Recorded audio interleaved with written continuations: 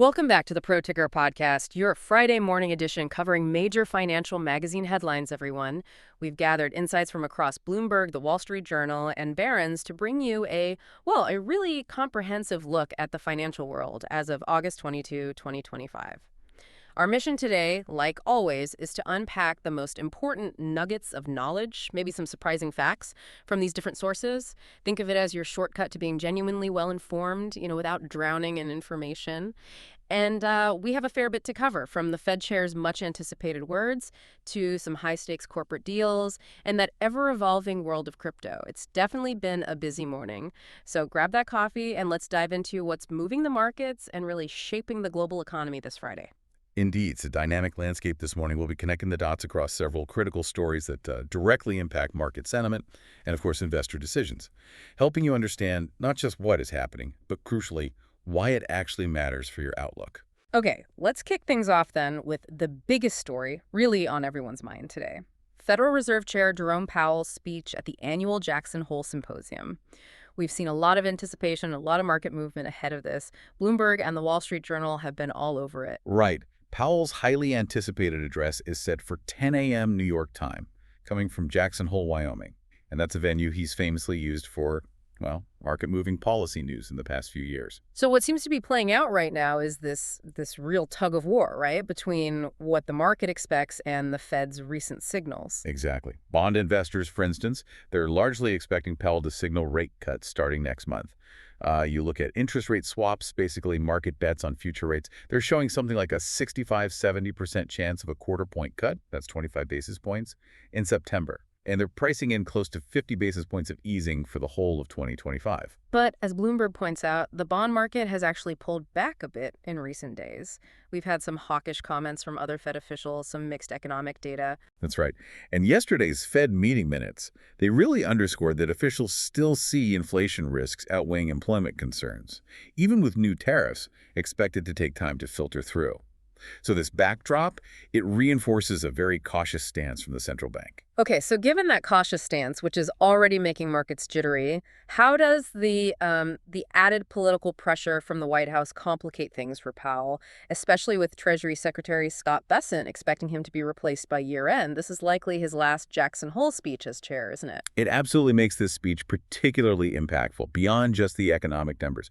As Bloomberg reported, President Trump and other White House officials have repeatedly criticized Powell's cautious approach, pushing hard for rate cuts. It adds this layer of intrigue, Will Powell use this moment to really reaffirm the Fed's independence? The key insight for you, the investor, is probably to anticipate continued volatility, maybe even a wait-and-see approach from the Fed, rather than a sharp pivot towards cuts. It means being, particularly selective in those rate-sensitive assets. We've certainly seen that volatility in the stock market. The S&P 500, according to both Bloomberg and the WSJ, closed lower for a fifth day in a row, though only down about 1.5% over that stretch. The Nasdaq Composite also saw declines. But what's really striking from Bloomberg's reporting is how those derivative traders' bets on a September rate cut have just plunged. From over 90% last week down to around, 74% by Thursday? That's a huge recalibration. It really is. And it's reflected in rising short-term Treasury yields. Absolutely. It shows the market adjusting its expectations almost in real time. There was a strategist, Joachim Clement from Panmure Liberum, quoted in Bloomberg, saying it's like Goldilocks with two bears in a bowl for Powell. He needs to signal something just right to avoid either market drops or concerns about Fed independence and inflation getting loose again. It's such a delicate balancing act. And it directly impacts companies too, right? Like Walmart stock falling 4.5% after their earnings disappointed. They cited rising costs from higher tariffs as they restock inventory. Exactly. It highlights that real-world impact of economic policy. So for you, listening today, the direct implication is pretty clear. Powell's words are going to shape not just the bond market, but potentially the whole trajectory of your investments, especially in sectors really sensitive to interest rates, things like real estate. This message could really set the tone for months ahead. No doubt about it. Okay, let's pivot now from traditional finance to the always evolving world of cryptocurrencies. We're seeing some big moves there, maybe some increasing regulatory clarity. We're drawing insights here from Barron's and Bloomberg. Right. And a significant driver of this momentum seems to be the Trump administration's crypto push, as they call it, and this proposed Clarity Act. The idea behind the act is to distinguish digital assets. Are they commodities under the CFTC, or are they securities under the SEC? This legislative push, if it goes through, removes a huge amount of ambiguity. Yeah, that clarity seems crucial. It is. As Jamie Hopkins, CEO of Bryn Mawr Trust Advisors, told Barron's, it adds more certainty that cryptocurrency is here to stay. And we've seen that play out, haven't we? Barron's highlighted the recent settlement of Ripple Labs' big multi-year legal fight with the SEC over XRP. That's right. Ripple paid a $125 million fine. They jointly filed for dismissal. It's a perfect real-world example of the impact of that regulatory uncertainty and, frankly, the industry's desire for clear rules of the road. So does this Clarity Act help all cryptos equally? Or does it differentiate? That's a great question. It could really benefit those blockchain-tied tokens like Ethereum, Solana, XRP. These are often seen as two-sided markets because they, facilitate transactions, people build applications on them, clearer rules could bring in more users, increase their value. But contrast that with, say, meme coins, your Dogecoin, your Shiba Inu. They often don't have their own blockchains or, frankly, much clear utility beyond speculation. They face a much tougher long-term outlook under this kind of framework. Okay, so the insight there is that regulatory clarity isn't a rising tide lifting all boats. It really favors assets with tangible utility tied to a blockchain. Precisely. It's a shift in the investment thesis. And some big investors seem to be placing their bets accordingly. Bloomberg's reporting that billionaire VC Peter Thiel is apparently leading a group piling into Ether. Yeah, the bet is that Ethereum's underlying blockchain could become Wall Street's platform of choice for new financial products. His firms, like Founders Fund, they've reportedly seen big paper gains from investments in companies like ETHZilla and Bitmine Immersion Technologies companies that actually pivoted to accumulating Ether. So is this genuine validation of Ethereum's potential, or is some of it, as one analyst suggested in Bloomberg, maybe just speculative sales pitch? Well, that's the critical question, isn't it? Analyst Nikolai Senegard raised that point. You have to distinguish between Bitcoin's narrative as a store of value and Ether's as this platform token. Understanding that difference is really crucial for figuring out the long-term prospects. And adding to the mix, Bloomberg tells us crypto wallet provider MetaMask is launching its own stablecoin, MetaMask USD or MUSD. Right, in partnership with Bridge and M0. This comes right after President Trump signed that landmark stablecoin legislation, which seems to be encouraging new players. And the plan is to integrate it into the MetaMask wallet, maybe eventually make it spendable via MasterCard. That seems to be the plan. It directly reflects that push for clearer regulations, allowing new players, new products to emerge. And we're even seeing the Trump family getting directly involved in crypto ventures. Bloomberg reported Eric Trump plans to visit Tokyo next month. Yeah, for a shareholder meeting for Metaplanet Inc. That's a Japanese Bitcoin treasury firm, kind of modeled on Michael Saylor's MicroStrategy, or Strategy Inc., as it's now known. And this is part of a wider Trump family push, right? Trump media raising billions to buy Bitcoin, American Bitcoin looking at acquisitions in Asia. It's definitely a coordinated effort, it seems. Okay, so what's the bottom line here for you, the investor? Regulatory progress seems to be reducing a big layer of risk, potentially opening the door for more mainstream crypto adoption. But, and it's a big but, the underlying utility, the decentralization of each specific asset, that remains key to its long-term viability. It's an exciting space, no doubt, but still complex. Differentiation is becoming absolutely paramount. Definitely something to watch closely. Okay, let's zoom in now on some significant corporate deal-making and also some fascinating innovations happening in the private equity world. Bloomberg and the WSJ have some interesting stories here. Yeah, the thinking behind some of these deals is quite revealing. Take Danish biotech Bavarian Nordic. They're looking at a 19 billion krone, that's about $2.95 billion U.S. buyout offer from private equity firms Permira and Nordic Capital. The CEO, Paul Chaplin, he argues, according to Bloomberg, that they need significant extra investment to become a global vaccine powerhouse, to turn some unloved assets into real growth engines. But there's pushback, isn't there? Denmark's biggest pension fund, ATP, holds over 10%. And they said they won't support the deal, which could potentially block it. The offer price, 233 kroner per share, is actually the same price as a rights issue they did back in 2023. Ah, so some long-term shareholders are basically getting no return on that investment. That's a clear conflict, or at least a point of friction. It certainly highlights how critical shareholder alignment is in these big deals. Meanwhile, Blackstone is making a pretty significant play in the energy transition space. Both Bloomberg and the WSJ reported on this one. Right. Blackstone struck a deal to buy Shermco, They're an electrical equipment services provider, buying them from Griffin investors for about $1.6 billion. And notably, the acquisition is being made through Blackstone Energy Transition Partners. It really highlights private equity's focus on critical infrastructure and these energy services. Shermco maintains electrical systems across, I think, 40 service centers in the U.S. and Canada. That really shows that strategic focus PE has on foundational sectors. And speaking of companies with huge global reach, French dairy giant Lactalis, they just keep expanding. They do. They've agreed to buy the consumer business of New Zealand's Fonterra Dairy Co-op for over $2 billion. That's according to Bloomberg. This follows something like 100 acquisitions since the year 2000. Remember they bought Kraft Heinz's natural cheese business in 2020? They're just solidifying their spot as the world's biggest purveyor of milk-based products. It reminds me of that old Charles de Gaulle quote, "How can you govern a country with 246 kinds of cheese?" Lactalis seems determined to expand that number globally. Exactly. A vivid picture of global expansion. But this focus on big deals comes at a time when the broader private equity world is facing some headwinds, right? Bloomberg reports the industry is dealing with a deal drought, now into its third year. That's right. It's making it challenging to return cash to their investors, their LPs. Distributions as a percentage of net asset value actually tumbled to just 11% last year. Compare that to 29% a decade ago. That's a huge drop. So what does this mean for how PE firms are operating? How are they adapting? Well, they're getting creative. Inventing newfangled financing tactics, as Bloomberg put it.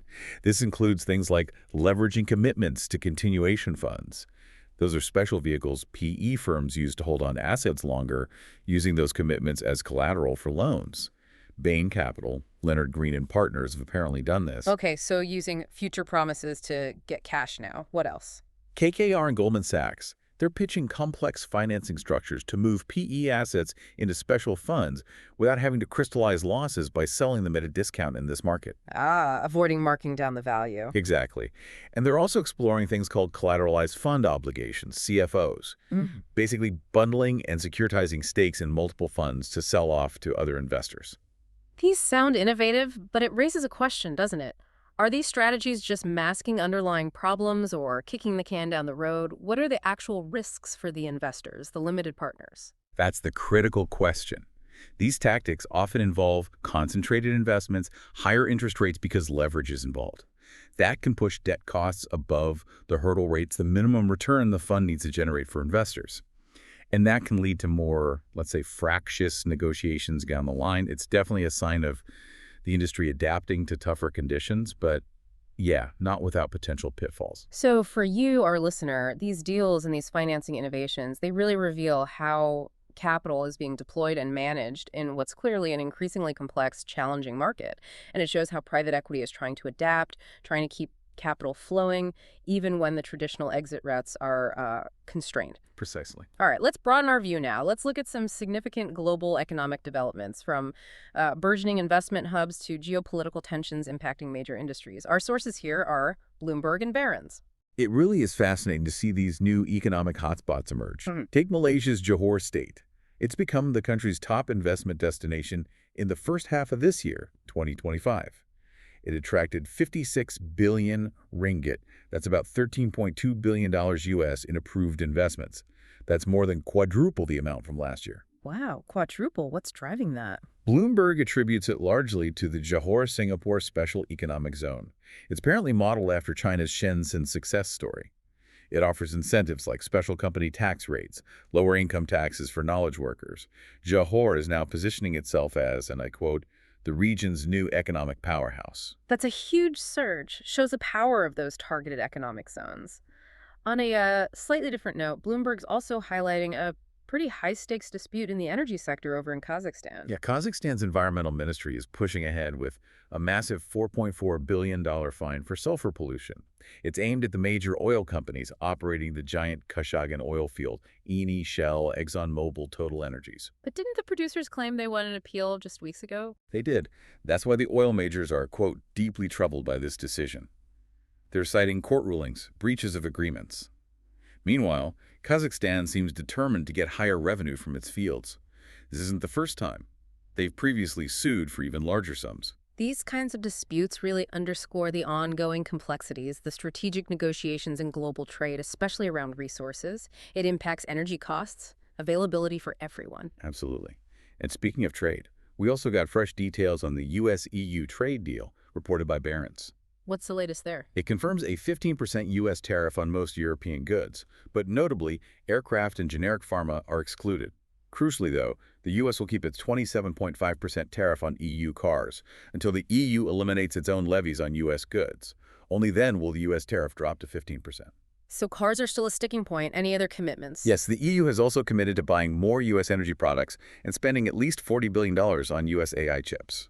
Okay, so these details really show how these big trade deals strategically affect major sectors: automotive, energy, tech. There are clear winners and losers, and these things have long-term ripple effects for consumers and industries. For sure. And finally, let's touch on China's economic situation. Bloomberg notes President Xi Jinping's anti-involution campaign, that's the drive to curb industrial overcapacity, foster more balanced growth, is underway. However, economists are warning that without a significant stimulus spark something big, like the housing investment boom back in 2015, the economy remains vulnerable. Vulnerable to deflation, slowing growth, especially with total debt soaring. It's a very different picture from a decade ago, isn't it? A really crucial challenge for global stability. It really is. Without boosting underlying demand alongside tackling overcapacity, the economy faces this really precarious balancing act. And that could have much broader implications for global supply chains, trade partners, everything. So for you, our listener, these stories, they really highlight just how interconnected global finance is. From these regional investment strategies in places like Johor to international trade disputes and the huge challenges facing major economies like China, it all shapes the investment landscape. Wow. Okay, we've really covered a lot of ground today. Yeah. From the high stakes of Powell's Jackson Hole speech and the market's definitely jittery response, to the nuances of crypto regulation and those big bets from people like Peter Thiel. Not to mention the major corporate deals and the significant global economic developments. Indeed. We've seen how central bank actions, policy shifts, even that innovative financial engineering and private equity, it's all playing a role in shaping the economic outlook for you, the investor. It's just a reminder that every headline, every deal, every policy decision, it has a ripple effect, doesn't it? It really does. So as we navigate this financial landscape where central banks are grappling with balancing inflation and employment, private equity firms are inventing new ways to keep capital flowing, and geopolitical tensions are influencing global markets. What aspect of today's deep dive are you going to be watching most closely in the coming weeks? Thank you for joining us for this deep dive into Friday morning's financial headlines. We hope you feel a little more informed and maybe a lot more curious. Until next time, keep digging for those insights. And we'll see you all tomorrow morning with new headlines from major financial magazines.